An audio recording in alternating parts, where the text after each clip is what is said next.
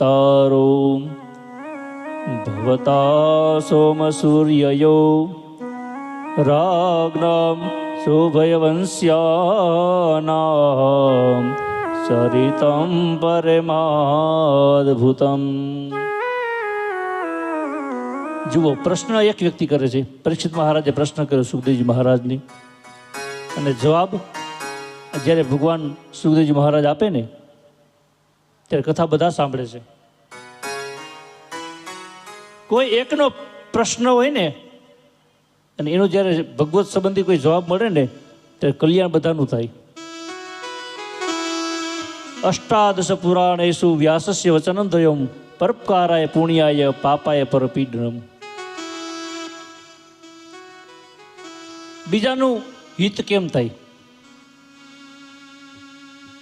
અને વિચાર કરજો, જ્યારે બીજાનું કોઈ સારું ઈચ્છતા હશો ને એટલે પહેલા સારું તમારું થશે. પરોપકાર, બીજાનું સારું કેમ થાય અને પાપ દૂર કેમ થાય? ત્યારે સુખદેવ મહારાજ કથા સંભળાતા કહે છે કે રાજન,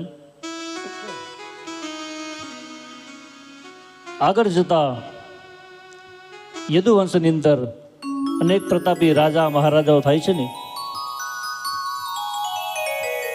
એમાં ભગવાન હવે યદુવંશમાં પધારાય છે.